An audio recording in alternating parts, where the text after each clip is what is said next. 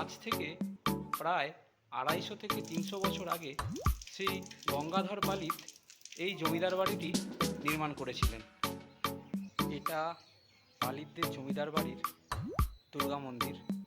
রামকৃষ্ণ মঠ ও মিশনের সহ সাধারণ সম্পাদক বলভদ্রানন্দজি মহারাজ বিগত 7ই জুলাই রথযাত্রার দিন এই রামকৃষ্ণ সারদা মন্দিরটি উদ্বোধন করেছিলেন। আজ 18ই আগস্ট সোমবার একটি মেঘলা মুখর সকালে আমি বেরিয়ে পড়েছি মগরার পালিতদের জমিদার বাড়ির উদ্দেশ্যে বাইক নিয়ে। পালিতদের জমিদার বাড়ি কলকাতা থেকে প্রায় 57 কিলোমিটার দূরে অবস্থান করছে। আকাশে ঘন কালো মেঘ এবং রাস্তার দুধারে সবুজ ধানের ক্ষেত। এই সময় ধান রোয়ার কাজও চলছে অনেক জায়গায়। এক অসাধারণ প্রাকৃতিক সৌন্দর্য উপভোগ করতে করতে আমি চলেছি 250 বছরের প্রাচীন একটি জমিদার বাড়ি দর্শন করতে। পালিতদের জমিদার বাড়িটি মগরার মেরিয়া গ্রামে অবস্থিত। এই ভিডিওতে আমি আপনাদের দেখাবো 250 বছরের প্রাচীন পালিতদের জমিদার বাড়ি এবং পোলবার কামদেবপুরের শ্রীরামকৃষ্ণ সারদা মন্দির। নমস্কার বন্ধুরা, আমার channel tour and travel with সুমনে আবার আপনাদের স্বাগত। আমি এখন দাঁড়িয়ে আছি মগরার সুপ্রাচীন পালিতদের জমিদার বাড়ির ঠিক সামনে। এটা মগরার মেরিয়া গ্রামের পালিতদের জমিদার বাড়ি। এটা প্রায় 250 বছরের প্রাচীন জমিদার বাড়ি, এখন প্রায় ভগ্নদশায় পরিণত হয়েছে। আমার ঠিক পেছনেই এটা পালিতদের জমিদার বাড়ির দুর্গা দালান। পালিতদের জমিদার বাড়ির দুর্গা মন্দিরটি মূল জমিদার বাড়ির ঠিক বাইরে অবস্থান করছে। মন্দিরটি দেখেই বোঝা যাচ্ছে অনেক প্রাচীন মন্দির। অনেক দিন ঠিকঠাকভাবে সংস্কার করা হয়নি মন্দিরটি।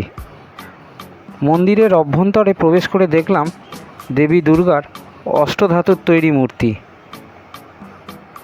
এই মন্দিরে দেবী দুর্গার প্রত্যহ নিত্য পুজো হয়ে থাকে।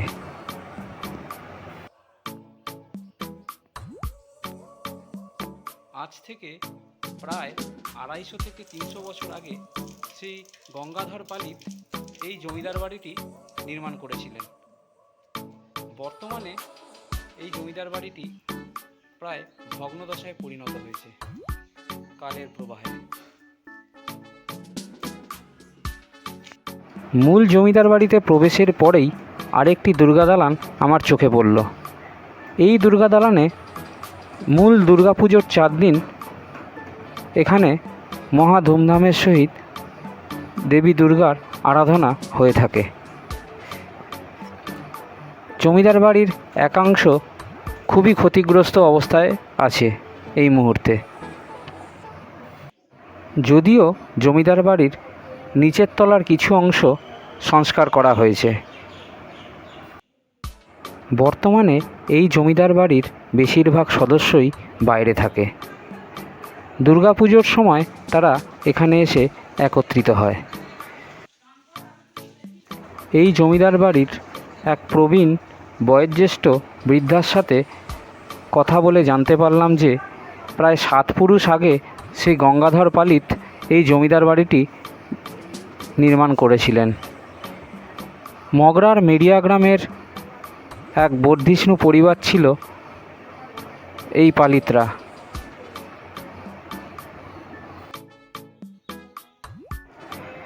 এই যে বাড়ির অভ্যন্তরে দুর্গা দালানটি দেখতে পাচ্ছেন, এই দুর্গা দালানে দেবী দুর্গার মূল কাঠামোটি এনে দুর্গাপুজোর সময় এখানেই ধুমধাম সহযোগে দেবী দুর্গার পূজা হয়ে থাকে। এই দেখুন, এবার আমি এই দুর্গা দালানের অভ্যন্তরে প্রবেশ করেছি। মূল কাঠামোটি এর অভ্যন্তরেই রাখা হয়। এই জমিদার বাড়িতে অবস্থানরত এক প্রবীণ সদস্যর কাছে আমি বাড়ির ছাদে যাওয়ার অনুমতি চেয়েছিলাম, কিন্তু ছাদটি ভীষণভাবে ক্ষতিগ্রস্ত হওয়ার জন্য আমাকে ছাদে যাওয়ার অনুমতি দেওয়া হয়নি। নালে আমি আপনাদের ছাদে গিয়ে এই জমিদার বাড়িটি কেমন লাগে এখানকার ভিউটা দেখাতে পারতাম। কিন্তু দুর্ভাগ্য, জমিদার বাড়ির এই এক অংশ ভীষণভাবে ক্ষতিগ্রস্ত হওয়ার জন্য আমি ওখানটায় যেতে পারিনি। পালিতদের জমিদার বাড়িতে প্রবেশ করার মুখেই এই দেউল গঠনশৈলীর শিব মন্দিরটি আপনারা প্রথমেই দেখতে পাবেন।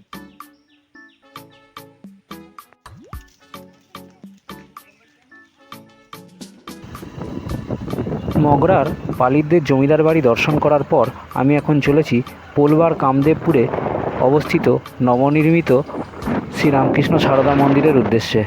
এখান থেকে এই মন্দিরটি মাত্র 6 কিলোমিটার। আমি এখন চলে এসেছি চুঁচড়োর দিল্লি রোডের উপর অবস্থিত সুগন্ধা মোড়ে। সুগন্ধা মোড় থেকে কামদেবপুরের নবনির্মিত শ্রীরামকৃষ্ণ সারদা মন্দিরটি মাত্র 1 কিলোমিটার। মগরার পালিতদের জমিদার বাড়ি দর্শন করার পর আমি এখন চলে এসেছি রামকৃষ্ণ সারদা মন্দিরে। এটা চুঁচড়ো সুগন্ধা মোড় থেকে মাত্র 1 কিলোমিটার দূরে কামদেবপুরে অবস্থিত। এই মন্দিরটা উদ্বোধন হয়েছে গত 7ই জুলাই 2024 এই মন্দিরটা উদ্বোধন হয়েছে। দেখুন শুধু। এবার আপনাদের মন্দিরের ভেতরে নিয়ে যাব। চলুন তাহলে এবার মন্দিরের অভ্যন্তরে আমার সঙ্গে। রামকৃষ্ণ মঠ ও মিশনের সহ সাধারণ সম্পাদক বলভদ্রানন্দজি মহারাজ বিগত 7ই জুলাই রথযাত্রার দিন এই রামকৃষ্ণ সারদা মন্দিরটি উদ্বোধন করেছিলেন। এই দেখুন, এই শান্ত স্নিগ্ধ পরিবেশে গড়ে তোলা এই মন্দিরটি খুবই দৃষ্টিনন্দন লাগছে। আপনারা যদি এখানে আসেন খুবই ভালো লাগবে আপনাদের। এই শান্ত স্নিগ্ধ পরিবেশে গড়ে ওঠা রামকৃষ্ণ সারদা মন্দিরটি।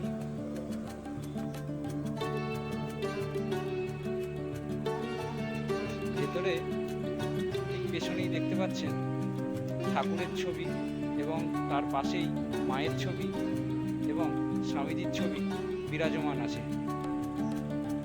বেশ সাজানো গোছানো লাগছে মন্দির চত্বরের অভ্যন্তরটি।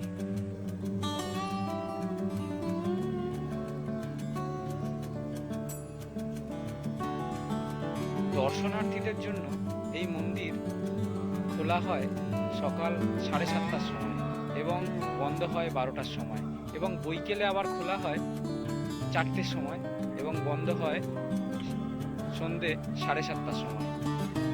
তো আপনারা যখন আসবেন এই টাইমটা খেয়াল করে অবশ্যই এখানে আসবেন। যারা গাড়ি নিয়ে আসবেন কলকাতা থেকে তারা দিল্লি রোডের ধারে এই কামদেবপুরের শ্রীরামকৃষ্ণ সারদা মন্দিরটি প্রথমে দর্শন করে নিন। আর যারা ট্রেনে করে আসবেন তারা হাওড়া থেকে ব্যান্ডেল লোকাল বা মেন লাইন বর্ধমান লোকাল ধরে চুঁচড়োয় নামুন। এবার চুঁচড়ো স্টেশন থেকে একটা টোটো রিজার্ভ করে এই মন্দিরটা দর্শন করে নিন। চুঁচড়ো স্টেশন থেকে কামদেবপুর মাত্র 4 থেকে 5 কিলোমিটার দূরে। এরপর আপনারা এখান থেকে চলে যান রাজহাটের লাহিড়ী বাবার মন্দিরে। লাহিড়ী বাবার মন্দির নিয়ে আমি আমার চ্যানেলে ভিডিও করেছি, আপনারা দেখে নিতে পারেন। লাহিড়ী বাবার মন্দিরটি এখান থেকে মাত্র 5 কিলোমিটার দূরে অবস্থিত। রাজহাটে লাহিড়ী বাবার মন্দির দর্শন করার পর আপনারা দিল্লি রোডের ধারে কোনো একটি ধাবায় বা রেস্টুরেন্টে দুপুরের লাঞ্চ করে নিন। দুপুরের লাঞ্চ হয়ে যাওয়ার পর আপনারা এখান থেকে চলে যান পালিতদের জমিদার বাড়ির উদ্দেশ্যে। মগরার পালিতদের জমিদার বাড়ি রাজহাট থেকে মাত্র 6 কিলোমিটার দূরে অবস্থান করছে। এবার বিদায় বন্ধুরা। পালিতদের জমিদার বাড়ি এবং এই নতুন গড়ে ওঠা রামকৃষ্ণ সারদা মন্দিরটি কেমন লাগলো আপনারা অবশ্যই কমেন্ট করে জানাবেন। পরবর্তী ব্লগে আবার আপনাদের সঙ্গে খুব শীঘ্রই দেখা হবে। সবাই ভালো থাকবেন এবং সুস্থ থাকবেন।